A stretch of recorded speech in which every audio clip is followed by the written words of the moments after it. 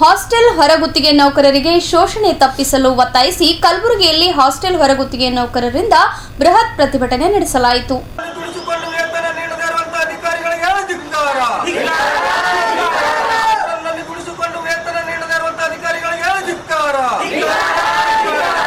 ಕರ್ನಾಟಕ ರಾಜ್ಯ ಸರ್ಕಾರಿ ಹಾಸ್ಟೆಲ್ ಮತ್ತು ವಸತಿ ಶಾಲಾ ಹೊರಗುತ್ತಿಗೆ ನೌಕರರ ಸಂಘ ಜಿಲ್ಲಾ ಸಮಿತಿ ವತಿಯಿಂದ ನಗರದ ಸಮಾಜ ಕಲ್ಯಾಣ ಇಲಾಖೆಯ ಕಚೇರಿಯ ಎದುರು ಬೃಹತ್ ಪ್ರತಿಭಟನೆ ನಡೆಸಿದ ಹಾಸ್ಟೆಲ್ ನೌಕರರು ಕಲಬುರಗಿ ಜಿಲ್ಲೆಯಲ್ಲಿರುವ ಅಲ್ಪಸಂಖ್ಯಾತರ ಕಲ್ಯಾಣ ಇಲಾಖೆಯಡಿಯಲ್ಲಿರುವ ವಸತಿ ನಿಲಯಗಳಲ್ಲಿ ದಿನನಿತ್ಯ 12 ರಿಂದ 14 ತಾಸು ದುಡಿದ ನೌಕರರ ವೇತನ ಯಾವಾಗ ಕೈಗೆ ಬರುತ್ತದೆಯೋ ಆ ದೇವರೇ ಬಲ್ಲ.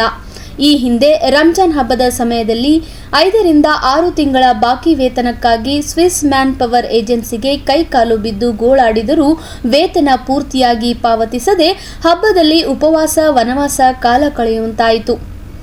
ಜಿಲ್ಲಾಧಿಕಾರಿಗಳ ಗಮನಕ್ಕೆ ತಂದರೂ ಯಾವುದೇ ಪ್ರಯೋಜನ ಆಗಲಿಲ್ಲ. ಸರ್ಕಾರದಿಂದ ವೇತನಕ್ಕಾಗಿ ಅನುದಾನ ಏಜೆನ್ಸಿಗೆ ಕೊಟ್ಟರೂ ವೇತನ ಪಾವತಿ ವಿಷಯದಲ್ಲಿ ಜಿಲ್ಲಾಡಳಿತ ಪೂರ್ತಿಯಾಗಿ ಕಡೆಗಣಿಸಿತು. ಸರ್ಕಾರದಿಂದ ವೇತನಕ್ಕಾಗಿ ಅನುದಾನ ಬಂದು ಮ್ಯಾನ್ ಪವರ್ ಏಜೆನ್ಸಿ ಖಾತೆಗೆ ಜಮಾ ಮಾಡಿ 1 ತಿಂಗಳು ಮೇಲ್ಪಟ್ಟು ಕಳೆದರೂ ಇಲ್ಲಿಯವರೆಗೆ ಇನ್ನೂ ಪೂರ್ತಿಯಾಗಿ ಎಲ್ಲ ನೌಕರರ ವೇತನ ಪಾವತಿಯಾಗಿಲ್ಲ ಎಂದು ದೂರಿದ ಅವರು ಕೂಡಲೇ ಬಾಕಿ ವೇತನ ಪಾವತಿಸಲು ತಾತ್ಕಾಲಿಕ ಆದೇಶ ಹೊರಡಿಸಿ ಕೂಡಲೇ ಇಪಿಎಫ್ ನೌಕರರ ಹೆಸರಿಗೆ ಜಮಾ ಮಾಡಿಸಲು ಶಿಸ್ತಿನ ಕ್ರಮ ಜರುಗಿಸಿ ನೌಕರರಿಗೆ ಆಗುತ್ತಿರುವ ಅನ್ಯಾಯ ತಪ್ಪಿಸಬೇಕೆಂದು ಒತ್ತಾಯಿಸಿದರು. ಅಲ್ಪಸಂಖ್ಯಾತರ ಕಲ್ಯಾಣ ಇಲಾಖೆಯಲ್ಲಿ ಇರ್ತಕ್ಕಂಥ ವಸತಿ ನಿಲಯಗಳು ಅಬ್ದುಲ್ ಕಲಾಂ ಮತ್ತು ಮೊರಾರ್ಜಿ ದೇಸಾಯಿ ವಸತಿ ನಿಲಯಗಳಲ್ಲಿ ದುಡಿತಿರುವ ಹೊರಗುತ್ತಿಗೆ ನೌಕರರಿಗೆ ಕಳೆದ 2-3 ತಿಂಗಳು ವೇತನ ಇಲ್ಲ. ಇದಕ್ಕೆ ಹಿಂದೆ ರಂಜಾನ್ ಹಬ್ಬ ಟೈಮ್ ಬಂದಾಗ 7 ತಿಂಗಳು ಬಾಕಿ ಇತ್ತು. 7 ತಿಂಗಳ 6 ತಿಂಗಳ ಹಣ ಬಾಕಿ ಇತ್ತು. ಆವಾಗ ಸರ್ಕಾರದಿಂದ ಬೇಕಾದಷ್ಟು ಅನುದಾನ ಬಂದಿತ್ತು.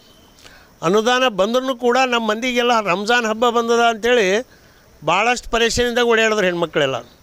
ಆದರೆ ಇಲ್ಲಿ ಅಧಿಕಾರಿಗಳಿಗೆ ನಾವು ರಿಕ್ವೆಸ್ಟ್ ಮಾಡಿದೆವು. ದೊಡ್ಡ ಹಬ್ಬ, ಒಂದು ರಂಜಾನ್ ಒಂದು ಉಗಾದಿ 2 ಹಬ್ಬ ಬಂದವ. ಹಿಂದೂಗಳಿಗೆ ಉಗಾದಿ ಹಬ್ಬ ಇದ್ದರೆ ರಂಜಾನ್ ಹಬ್ಬ ಅಂತೂ ಪವಿತ್ರವಾದ ಹಬ್ಬ. 1 ತಿಂಗಳು ಉಪವಾಸ ಇದ್ದು ಇವರು ಇವತ್ತು ವೇತನಕ್ಕಾಗಿ ಅಲಿದಾಡ್ಲತ್ತರ ಹೆಣ್ಮಕ್ಳು ವೇತನ ಕೊಡಬೇಕಂತ ಹೇಳಿದೆವು. ಆದ್ರೂ ಕೂಡ ಎಷ್ಟೆಲ್ಲ ಗೋಳಾ ಹೇಳಿದ್ರು ಕೂಡ ಇವತ್ತು ಜಿಲ್ಲಾಧಿಕಾರಿ ಫೌಜಿ ಅಮ್ಮ ಅವ್ರಿಗೂ ಕೂಡ ಹೋಗಿ ಹೇಳಿದೆವು, ನೋಡಿರಿ ಇದು ನಿಮ್ಮದು ಹಿಂಗದ, ಈ ಮುಸ್ಲಿಂ ಹಬ್ಬಕ್ಕೆ ಸಹಾಯ ಮಾಡಿರಿ ಅಂತ ಭಿಕ್ಷೆ ಬೇಡಿದಂಗೆ ಅವ್ರಿಗೆ ಭಿಕ್ಷೆ ಬೇಡಿದ್ರೂ ಹಾಕಲಿಲ್ಲ. ಅಂದ್ರೇನು ಹಬ್ಬಕ್ಕೆ ಹಾಕ್ಸ್ತೀನಂತ ಅಂದು ಹಾಕ್ಸ್ಲಿಲ್ಲ, ಮೋಸನೆ ಮಾಡಿದ್ರು. ಇವರು ಡಿಒನು ಮೋಸನೆ ಮಾಡಿದ್ರು. ಇದು ವೇತನ ಹಾಕಲಿಲ್ಲ. ಏನು 7 ತಿಂಗಳ ಪಗಾರ ಇತ್ತಲ್ಲ 2 ತಿಂಗಳು 3 ತಿಂಗಳು ಭಿಕ್ಷೆ ಹಾಕಿದಂಗೆ ಹಾಕಿಬಿಟ್ರು. ಕೆಲವು ಮಂದಿಗೆ ಏನೂ ಹಾಕಲಿಲ್ಲ, 0 6 ತಿಂಗಳು ರಜೆ ಅಂತ ಒಂದು ಹೆಣ್ಮಗಳು ಗೋಳಾಡ್ದೊಳಕ್ಕೆ ಹಬ್ಬಕ್ಕೆ ರೊಕ್ಕ ಇಲ್ಲ ಅಂತ. ಅಂದ್ರೇನು 7 ತಿಂಗಳು 6 ತಿಂಗಳು ಇವ್ರ ಬಲ್ಲಿ ದುಡಿದು ಬಜೆಟ್ ಇದ್ದು ಯಾರಿಗೆ ಬಜೆಟ್ ಇದ್ದು ಇವರು ಇಲಾಖೆಯಿಂದ ಸರ್ಕಾರದಿಂದ ಆ ಮ್ಯಾನ್ ಪವರ್ ಏಜೆನ್ಸಿಗೆ ದುಡ್ಡು ಹಾಕಿ ಗೋಳಾಡಿಸ್ತಾರಂದ್ರೆ ಎಂಥ ಇವರಿಗೆ ಮೋಸದಂದ ಅಂತ. ಏಜೆನ್ಸಿಗೆ ಹಾಕಿಲ್ಲ, ಸರ್ಕಾರದಿಂದ ಅನುದಾನ ಬಂದಿಲ್ಲ ಅಂದ್ರೆ ವೇತನ ಇಲ್ಲದ್ರಿಲ್ಲ. ವೇತನ ಪೂರ್ತಿಯಾಗಿ ಬಂದದ, ಎಷ್ಟು ತಿಂಗಳು ಬಾಕಿ ಅದ ಅಷ್ಟು. ಆ ವೇತನ ಇದ್ರೂ ಕೂಡ ಇವ್ರಿಗೆ ಹಾಕ್ಸ್ಲಿಕ್ಕೆ ಆಗಲಿಲ್ಲ. ಅಂದ್ರೇನು ಮ್ಯಾನ್ ಪವರ್ ಏಜೆನ್ಸಿಗೆ ಇವರೆಲ್ಲ ಭ್ರಷ್ಟಾಚಾರದಲ್ಲಿ ಇವ್ರನ್ನೂ ಶಾಮೀಲಾರಂತೆ ಅರ್ಥ. ಶಾಮೀಲ್ ಇದ್ದಿಲ್ಲ ಅಂದ್ರೆ ನಿಜವಾಗಿ ಇವ್ರು ಹಾಕಬೇಕಾಗಿತ್ತು. ಇವ್ರು ಅಧಿಕಾರಿನೊಬ್ಬರು ಮುಸ್ಲಿಮ್ ಆಗಿ ಒಂದು ಮುಸ್ಲಿಂ ಹೆಣ್ಮಕ್ಳು ಬಂದ್ರೂ ಕರುಣೆ ತೋರಿಸಲಿಲ್ಲ. ಅಂದ್ರೇನು ಎಂಥ ಇವರು ನೀಚ್ ಕೆಲಸ ಮಾಡೋರು ಅಂತ ಏಜೆನ್ಸಿ ಪರನೇ ನಿಂತರು. ಆ ಏಜೆನ್ಸಿ ಆಫೀಸ್ ಮುಂದೆ ಹೋಗಿ ಎಲ್ಲ ಹೆಣ್ಮಕ್ಳು ಎಲ್ಲಿ ರಂಜಾನ್ದಾಗ ಉಪವಾಸ ಇದ್ದವ್ರು ರೋಜಾ ಇದ್ದವ್ರೂ ಬಂದು ಕುಂತರು, ನಮಗೆ ಪಗಾರ ಹಬ್ಬ ಮಾಡ್ಲಿಕ್ಕಾಗಲ್ಲ ಅಂಥೇಳಿ. ಇಲ್ಲ ನಾನು ಸಂಜೆಗೆ ಹಾಕ್ತೀನಿ, ಮುಂಜಾನೆ ಹಾಕ್ತೀನಿ, ಮಧ್ಯಾಹ್ನ ಹಾಕ್ತೀನಿ ಅಂತ ಹಿಂಗೆ ಹೇಳಿ ಎಲ್ಲ ಮೋಸನೇ ಮಾಡ್ದವ. ಲಾಸ್ಟ್ ಹಬ್ಬದ ದಿವಸ ಹಬ್ಬ ನಾಳೆಗಂದ್ರೆ ಇವತ್ತು ಕೆಲವು ಮಂದಿಗೆ ಹಾಕಿದ, ಇನ್ನೂ ಕೆಲವು ಮಂದಿಗೆ ಹಾಕಿಲ್ಲ. ಯಾರ್ದು PF ESI ಏನೂ ಕಟ್ಟಿಲ್ಲ, ಪೂರ ಲೂಟ್ ಮಾಡ್ಯಾರ. ಅದಕ್ಕಾಗಿ ನಾವು PF ಹಣ ಇವತ್ತು ಬಡವ್ರು ದುಡಿತಾರೆ. 1 ತಿಂಗಳಿಗೆ PF ಕಟ್ಟಲಿಲ್ಲ ಅಂದರೆ 4,500 ರೂಪಾಯಿ ನುಕ್ಸಾನ್ ಆಗ್ತದೆ. ಬಡವರಿಗೆ 4,500 ಅಲ್ಲ, 4 ರೂಪಾಯಿ ಎಲ್ಲಿ ಸಿಗೋಲ್ಲ. ಆದರೆ ಇವರು 4,500 ರೂಪಾಯಿ ಲೂಟ್ ಮಾಡ್ಯಾರ. ಅದು ಅದ್ರ ಬಗ್ಗೆ ತನಿಖೆ ಮಾಡಬೇಕು. ಎಲ್ಲರಿಗೆ PF ಹಣ ಎಲ್ಲರಿಗೆ ಕೊಡಿಸ್ಬೇಕು. ಎಷ್ಟು ತಿಂಗಳು ದುಡ್ದಾರ ಅಷ್ಟು ಎಲ್ಲಿಂದ ಕೊಡ್ತಾರ ಗೊತ್ತಿಲ್ಲ.